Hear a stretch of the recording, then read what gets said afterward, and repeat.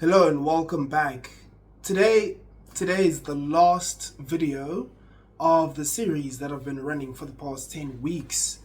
10 weeks, I can't imagine. I can't believe it's been 10 weeks already. But I've been doing a series of the 10 greatest club teams of all time. And it's been a really fun series to do, going back, looking at teams, great teams from the past, great teams that I think are the greatest of all time. And today is the last video. Today's team, I mean, if you haven't guessed it, it's one of the, like what I said last week, it's one of the greatest influential teams that has ever played, maybe the most influential team, certainly in my opinion, the greatest team of all time.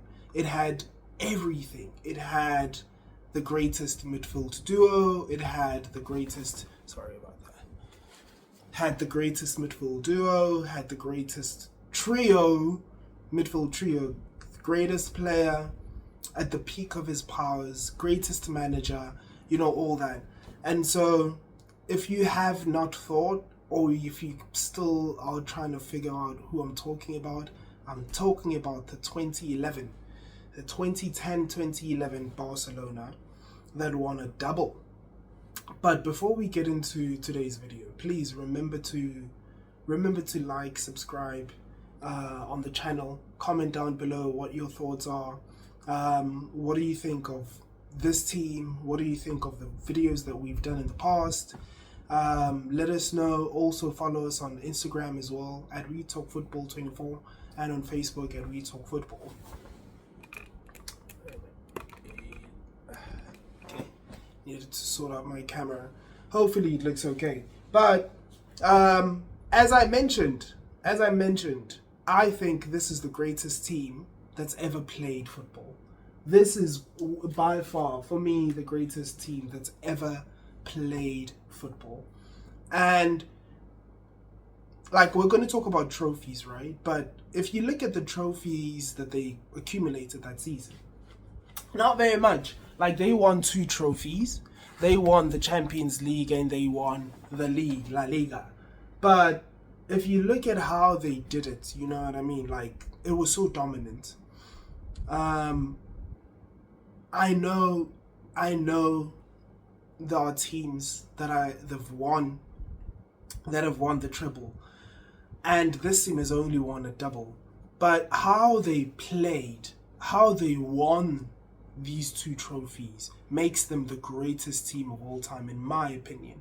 And like, the way they won La Liga, you have to go back and think about that season, right? It was Jose Mourinho's first season at Real Madrid, and it looked like Real Madrid had the squad to compete and beat Barcelona for the La Liga title. And if you remember, it was the battle of opposing styles. Pep Guardiola with a beautiful passing, possession-based football, and Jose Mourinho coming in with his dogged, pragmatic and quite rough, especially in that first game they played against each other in La Liga. That was it's an all-time great game, even though it was as one-sided a game as you'll ever see. But for one team to be like a great team with great players, like Ronaldo was there, Xabi Alonso was there, Pepe, Sergio Ramos, Iker Casillas, with an all-time great head coach, Jose Mourinho, to beat them 5-0 is an incredible result. Like, look at that game and how it played out. Barcelona just dominated from beginning until the end. And I remember I was in high school. I was talking to, my mates, and I remember before the game I said, man, this game is going to be tough for Barcelona. I think Real Madrid are going to win.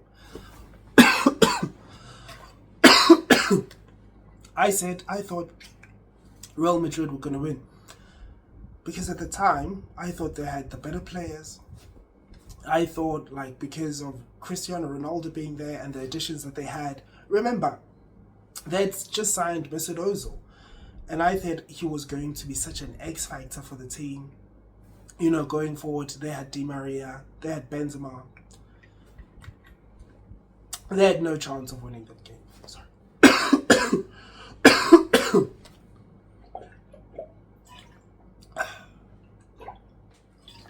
Got a bit of a cough going on there. It's summer, it's hot, but I've got a cough.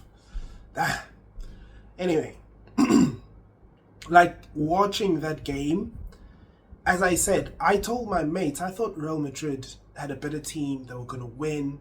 They have Jose Mourinho now, and they look ready. They look ready to take over. Why was I wrong? How wrong was I? You know what I mean? Like, it wasn't even close. It was like Barcelona had a training match and they were kicking about with cones around. But like Real Madrid couldn't get close. They couldn't do anything. Barcelona just put 5 past them. And it was a big game. Like, you could hear the roar of the Camp Nou. You could feel the energy. It was almost like a statement to Real Madrid saying, we are still the boys in this league. We are still the number 1 team. And for you to catch up to us, you've got a long way to go. We don't care. You got Jose Mourinho, you got Ronaldo, Ozil, Di Maria. We don't care about none of that. We don't care about none of that. Here, let's give you 5. Let's give you 5. And they did it in such a style, like their style of play was awesome. And like, here's another interesting thing. You know what I mean? Like, this is one of the things that I always argue about when I talk about Ronaldo versus Messi.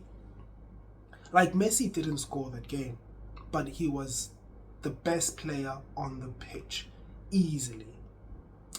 Messi doesn't need to dominate, doesn't need to score to dominate a game. He's just that good. Like, his passing, his dribbling, his influence on the game, he doesn't need to score goals to be the best player on the pitch. Cristiano Ronaldo needs to score goals in order to be the best player on the pitch. If he doesn't score, he's quite average. He's above, like let me say above average. But how can someone like that be better than Lionel Messi? He's not a better player. Anyway. And then they won the Champions League in convincing style. They finished top of their group, 4 wins, 2 draws. But then they turned it on in the knockout stages, because first off, they played Arsenal and they lost their first game, actually. 2-1. I remember watching that game. One of Arsenal's greatest games and one of, the greatest nights at the Emirates Stadium. Barcelona went ahead 2-1, 1-0 up through David Villa.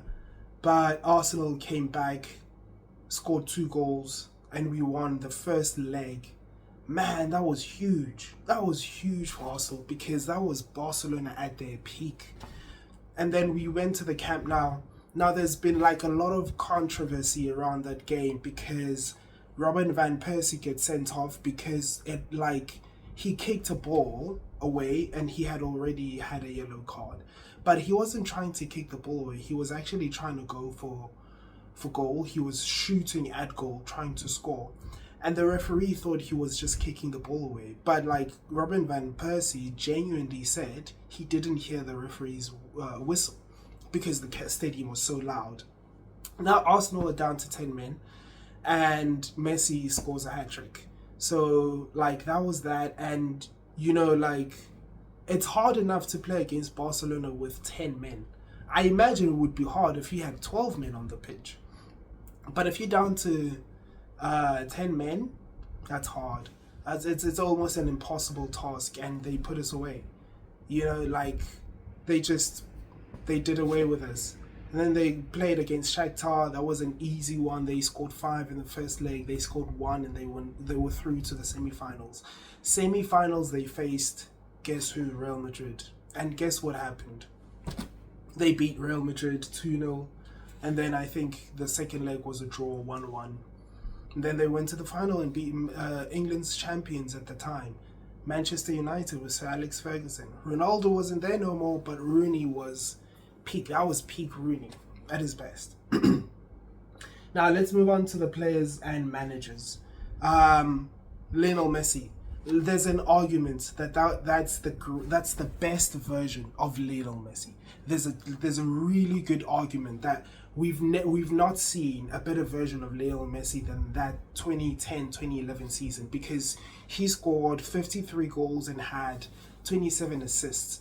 It's not as much as other seasons that he's had, but it's still quite a lot, man. Like, it's 50 goals. We don't see that very often. He won the Ballon d'Or, and like one of the biggest, feathers in his case to say that, like, if you want to argue that's Messi's greatest season, you could say the Champions League final, he had a 10 out of 10 rating. The best rating in a European final ever.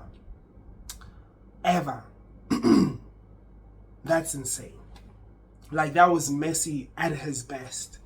Like, if you look at like people at their best, if you wanted like Ronaldo R9 at 98, you could say that was Ronaldo at his best. This was Messi at his peak. You know what I mean? And like, I think, I mean, I don't know if you want to look at other seasons, but like, not just the goals and assists, but the way he played, the way he controlled games, the way he dribbled past players. I don't think we've ever seen Messi like that. He was doing stuff, man. Like, he was going through players like they were nothing, like they were cones, like it was training for him. You know what I mean? Like, everyone was playing football, he was doing something else. He was just levitating above the game. He was that good. Yeah, David Villa as well, with 23 goals and 12 assists. Pedro with 22 goals and 13 assists. That was an insane front line. You had Andres Iniesta, Xavi, and Sergio Busquets, the greatest midfield trio. I said it last week and I'll say it again. I'll say it every day, probably of my existence. The greatest midfield trio of all time. You had Gerard Piqué with his his passing ability was so important for that Barcelona team, because they had to play out from the back. That was such a key thing for them. And to have Piqué there, who I think is the greatest ball-playing centre-back of all time. You have one of the greatest, or probably the greatest, ball-playing right-backs, maybe, of all time. I mean, now you have Trent, but Dani Alves is right up there, man. Like, dribbling, going past players, his passing, his intelligence on the pitch. He's that good. You have Javier Mascherano. Now, that season, Puyol, I think that was Puyol's final season, but he struggled. Maybe not, but I'm not sure. But Puyol struggled with injuries, and he couldn't play very much. And so, like, Javier Mascherano was turned into a centre-back by Pep Guardiola, but he just slotted in really well. Like, people always had doubts about Javier Mascherano. I remember when he went to Barcelona, people were saying, is he a good enough ball-playing, midfielder for Barcelona and how they want to play? But he was, and he played well. He was solid enough. I mean, like, the partnership of Gerard Piqué and Mascherano, I'm not saying it's the greatest centre-back pairing, but they were good enough to only concede 21 goals in the league that season. That's incredible. That's great. You know what I mean? Like, even if you can say he's not the greatest centre-back, Javier Mascherano, but he did a job. And he fit in, he fit in really well. So, like, those were great players. And, like, you hear me say all these things. Greatest ball-playing centre-back, greatest ball-playing full-back, greatest midfield trio, greatest player of all time, Lionel Messi. And then you add to that the greatest manager of all time, Pep Guardiola. How are they not how is this team not the greatest team of all time? Like, can you explain? And the things that they won, the things that they did, how they played, how do you explain that they're not the greatest team of all time? They are, man. They are. Like, Pep Guardiola turned that team around. And as I said last week, like, this notion that Pep Guardiola always spends money to have great teams, he didn't spend a lot of money on this team. You know what I mean? Like, everyone was from the academy. He had to build them up and get them to a level where they were considered the best team on the planet, the greatest team of all time. And then style of play, again, very similar to last week's team, the 08-09 Barcelona team. Possession-based tiki-taka football, but like it felt a little bit different this time. I think it felt they had more precision, more venom when they attacked. They had more poison when they went forward. They had a little more speed. They were a little more faster when they attacked. And I felt like the 08-09 Barcelona, awesome, second greatest team of all time. They passed the ball. They were a little bit slower than this team, that's what I think separates the teams. I think this team was a little faster in their passing, faster in their offense, and they would hurt you a little more. They would pick you apart. They would go into areas that were like very tricky for you to defend, especially you have Pedro and Messi out wide, and they are always hovering just in between where the centre back and the full back is, just in between the defense and the midfield. So it's like, who's going to pick them up? And they just float and they pass, and they just float and they pass, and before you know it, bam, one of them is making a run, scoring a goal. Or one of them is picking up the ball, taking you on and scoring a goal. You know, like, that's why I say they were a little bit better, a little bit faster, a little more venomous, you know, poisonous in what they did. And again, one of the most, I think the most influential team of all time was the 08 Barcelona team, 08-09. But this one also carried it on. Like, they just continued that whole style of possession-based, you know, defenders playing, centre-backs, goalkeepers playing with the ball at their feet. And they just continued on with that. And that's why I feel like they are, you know, the most influential team of all time. And like how they influence football, like you find championship teams in lower league, you know, divisions of football, not just in Spain, but everywhere in the world, England, you know, South Africa, everywhere. Now they're trying to play the same way. They're trying to play out from the back, get goalkeepers, using their feet, defenders, all that. The most influential team of all time. Like, it's hard to argue with that. And then, like, degree of difficulty, I feel like we've seen teams with more, like, tougher roads to winning trophies.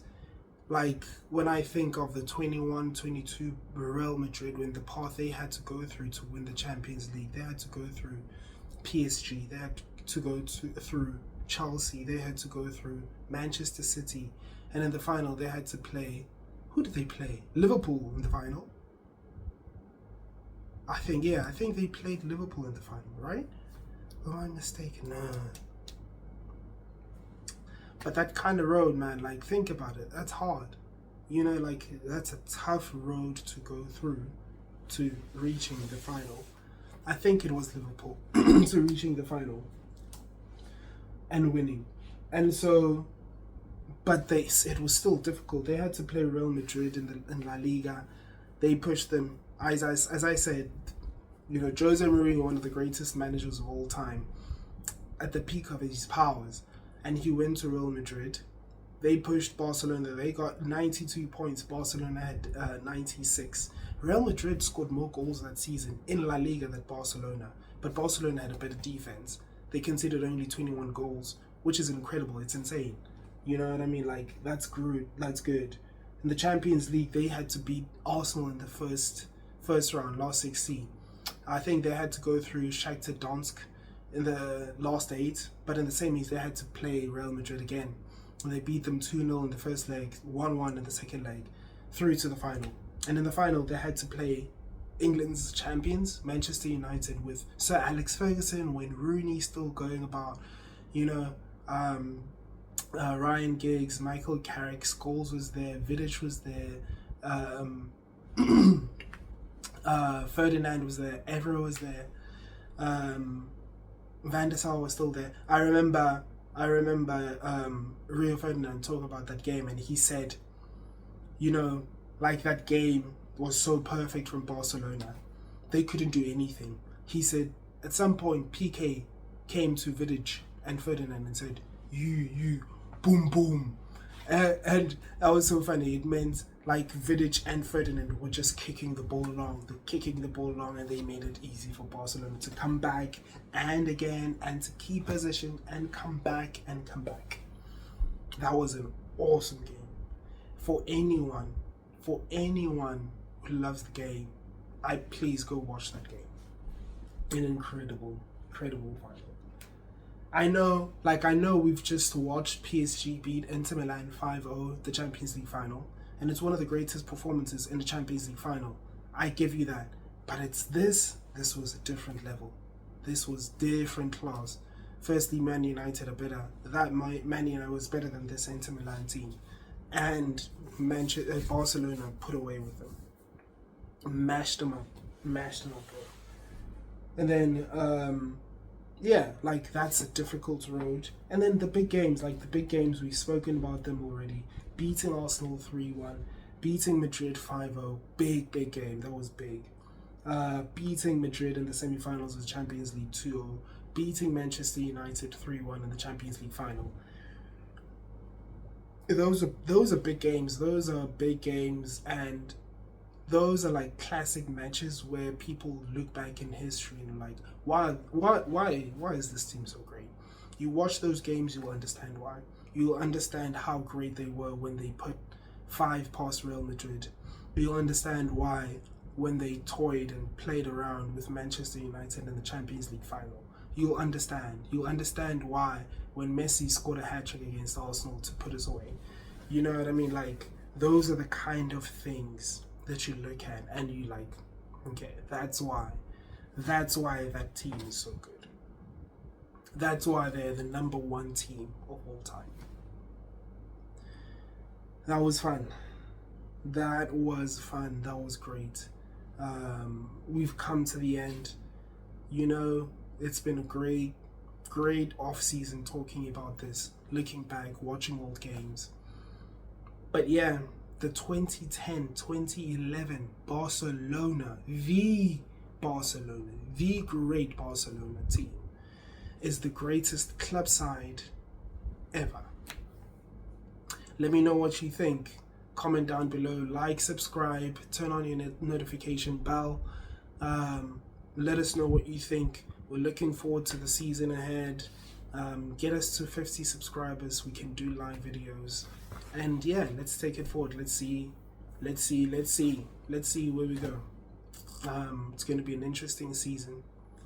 And yeah, let me know what you think about the series. Follow us on Facebook at We Talk Football, and on Instagram as well at We Talk Football 24. That was fun. Until then, have a nice weekend. Enjoy your summer holidays. Awareness.